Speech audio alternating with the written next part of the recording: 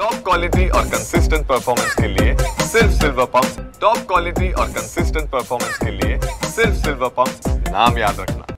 कराड शहरात असणाऱ्या प्रीती संगमावर यशवंतराव चव्हाण यांची समाधी स्थळ आहे आणि त्या ठिकाणी प्रीती संगम बाग आहे आणि या बागेत गेल्या 4 दिवसापासून घोणस जातीच्या विषारी सापांची पिल्ल सापडण्याचे प्रकार घडत असून काल रात्री या ठिकाणी आलेल्या पर्यटक महिलेस सर्पदंश झाल्याची घटना घडली असून त्या पार्श्वभूमीवर कराड नगरपालिकेने या प्रीती संगम बागेची साफसफाई त्याचबरोबर उपाययोजनाला सुरुवात केली आहे। आपल्यासोबत आहेत कराड नगरपालिकेचे मुख्याधिकारी प्रशांत वटकर साहेब।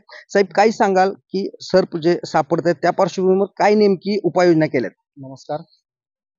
कराड नगर परिषदेच्या प्रीती संगम घाटावरील बागेमध्ये गत 4 दिवसांपासून घोणस या विषारी जातीचे पिल्ल सापडत असल्याचे बाब निदर्शनास आल्यापासून नगर परिषदेने मोठ्या प्रमाणावरती स्वच्छतेचा कार्यक्रम इथे उपक्रम हाती घेतलेला आहे। नगर परिषदेमार्फत बागेमधील विविध ठिकाणी आडगळीच्या ठिकाणी JCB व पोकलँड लावून सदरचे भाग स्वच्छ करण्याचा मोहीम चालू करण्यात आलेली आहे।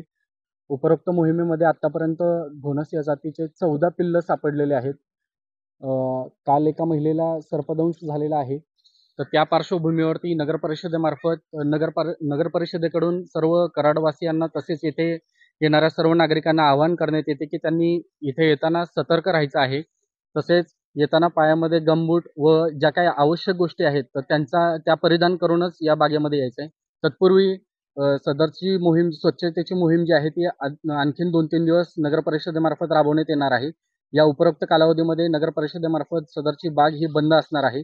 तरी सर्व कराडवासीय नागरिकांना आवाहन असणार आहे की त्यांनी नगर परिषदेमार्फत चालू असलेल्या या मोहिमेस सकारात्मकरित्या घेऊन नगर परिषदेस सहकार्य करावे। नेमकं ही परिस्थिती कशी उद्भवली, काय नेमकं कारण काय असं? नेमकं म्हणजे यावर्षी जो पावसाळा आहे तो कालावधीपूर्वीच सुरू झालेला आहे आणि दरवर्षी नगर परिषदेमार्फत जूनच्या महिन्यामध्ये स्वच्छतेची मोहीम ही राबवली जात असते, परंतु यंदा पावसाळा हा 15 ते 20 दिवस आधी आल्यामुळे गवताची मोठ्या प्रमाणामध्ये वाढ झालेली दिसून येते। तसेच ब्रीडिंग सीझन जो आहे तोही सुरू झाल्यामुळे मोठ्या प्रमाणामध्ये इथे घोणस या जातीचे जे पिल्ल आहेत ते सापडून आलेले आहेत। तरी सर्व नागरिकांना पुनश्च एकदा आवाहन करण्यात येते किंवा विनंती करण्यात येते की त्यांनी बाग सुरू झाल्यावर बागेमध्ये येताना आपली स्वतःची काळजी घ्यावी, त्यासोबत आपल्यासोबत जे लहान मुलं खेळण्यासाठी येतात तर त्यांच्यावरती लक्ष ठेवून कोणालाही सर्पदंश होणार नाही याच्यासाठी प्रयत्न करावे। धन्यवाद साहेब। यावर्षी लवकर पावसाळा सुरू झाल्यामुळे ही परिस्थिती उद्भवली असल्याची या ठिकाणी प्रतिक्रिया मुख्याधिकारी यांनी दिली आहे। त्याचबरोबर बागेत येताना नागरिकांनी सतर्कता बाळगावी असंही आवाहन या ठिकाणी त्यांनी केलं आहे। दिनकर थोरात, TV9 मराठी, कराड।